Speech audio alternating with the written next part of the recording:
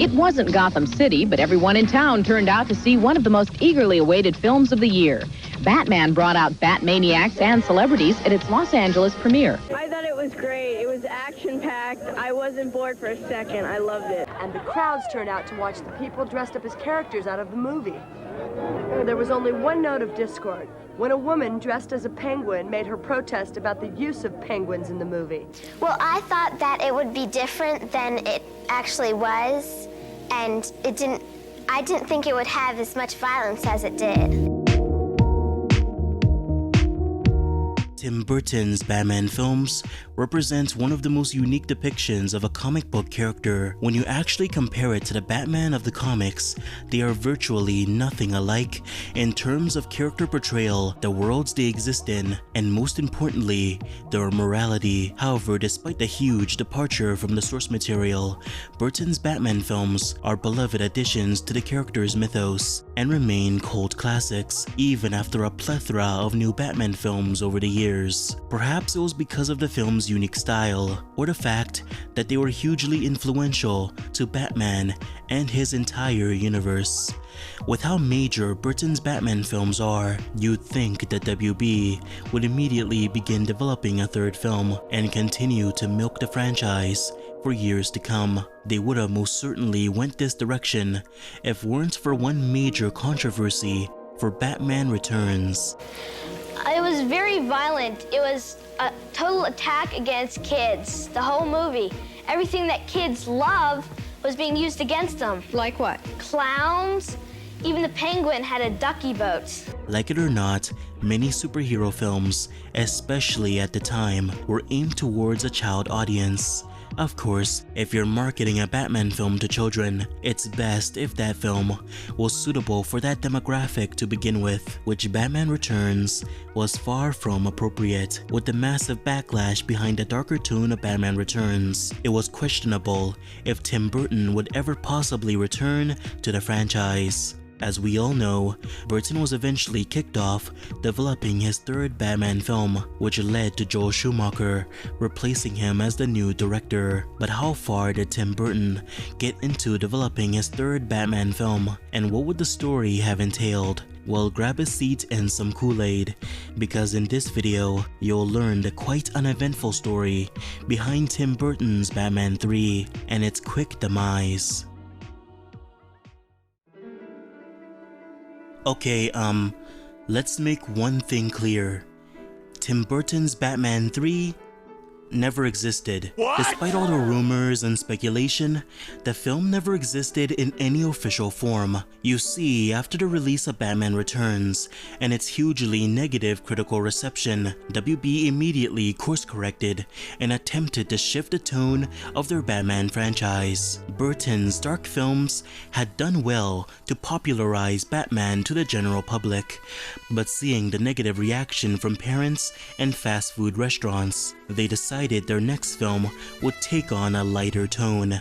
This also meant that Tim Burton was just not the right choice to continue the franchise. Burton did have ideas for the direction the next film would go, but as far as we are aware, he's never given details on the plot, vision, or characters. When he had met with WB to pitch his ideas, he was essentially shot down immediately, and his ideas for the sequel essentially died at that moment. I'd actually at one point, I think, considered doing a third one until I realized in talking with Warner Brothers, they basically came out and said they didn't want me to do another one. So I remember being in the meeting, I got thinking, wait a minute, we're talking about this movie and you really, basically, you don't want me to do this. No, but you really don't want to do this kind of movie again, do you, Tim? I mean, you don't want to do, you want to do some movie that's this or that. You don't really, they're trying to talk me out of it, you know. So I realized that, you know, it's probably best I didn't go. To put it simply, Burton had ideas for Batman 3, but he never got to fully pitch it to Warner Brothers. No script was written, no costume test took place, no actors were considered, no cinematographer was picked, no writers were chosen, and Tim Burton's creative involvement in the project was essentially non-existent. So, If Burton's Batman 3 never had a script in development, what's with all the rumors surrounding the film? Well, let's address them one by one. First of all, the working title Batman Continues does not exist.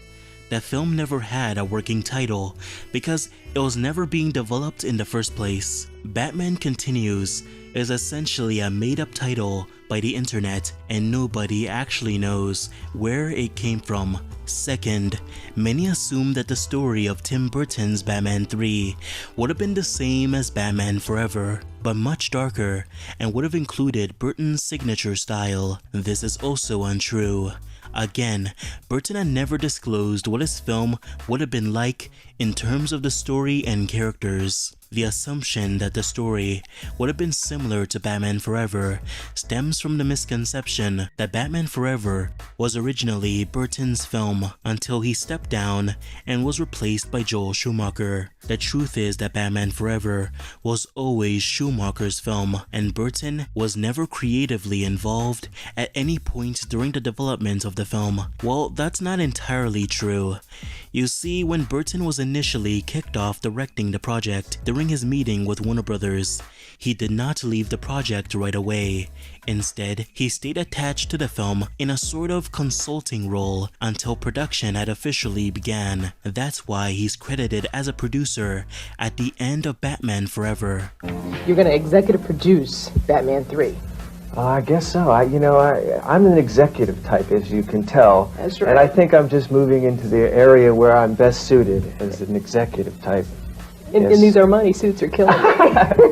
Yeah, I'm the executive type, definitely. So you're not gonna direct, though? Well, that's all sort of at the early stages, but yeah, I'm not going, When screenwriters Lee and Janet Scott Baxter became the screenwriters for the film, Joel Schumacher was already attached to the project, and the two screenwriters requested for both Schumacher and Burton to give their visions for how they'd approach the film. After receiving their thoughts, they'd create a rough idea of what Batman 3 would be like, combining both directors' visions for the project. A light-hearted story with flickers of darker moments. The film would explore the duality between Bruce Wayne and Batman, which Burton seemed to love the idea of. This implies that the element of Bruce Wayne confronting his shadow self in Batman Forever and contemplating if he should still be Batman was heavily influenced by Burton's vision for the project. However, we cannot know for sure. But ultimately, since Schumacher was the director, any casting decisions, tone, or major plot points were mostly from Schumacher himself, and Burton only influenced the general themes of the story, and some darker moments in the story as well. Ultimately, the decision to include Two-Face and Riddler as villains was decided by Schumacher and the screenwriters, and any casting decisions made for characters like Chase Meridian was Schumacher himself, and the initial decision to cast Robin Williams as the Riddler was from Joel Schumacher as well. Essentially, what I'm trying to say is that Batman Forever's DNA sprung completely from Schumacher's vision for the project. The story, themes, characters, and title sprung from his version of the film, and Burton in the end had minimal influence on the project, which we are still unsure of what elements in the film were from his vision. Even the Batsuit that many fans attribute to Batman 3 was just an unused and unfinished costume from Batman Returns. In short, Tim Burton's Batman 3 and Schumacher's Batman Forever are completely unrelated projects that just merged together due to internet speculation. Info on what Burton had planned for his film is virtually non-existent, and so due to this, we have to formulate our own plot based on the little info we have. Burton's Batman 3 might have explored the duality between Bruce Wayne and Batman due to the fact that the director was very excited about the idea when Batman Forever's screenwriters presented it to him, since their initial pitch for the film was based on the vision of Schumacher and himself. The idea of duality could have been based on Burton's preference for the direction the story would go. I auditioned for Tim Burton, I got the role, but then in Batman, it was the second Batman, it was like Batman Forever. There was the Catwoman, there was Penguin, there was all these different characters they was introducing. And so they felt like it wasn't enough time to put Robin in the movie. So they wanted to do Batman and Robin as the next movie. And I got paid $100,000, and like a normal black teenager, I spent that in a week.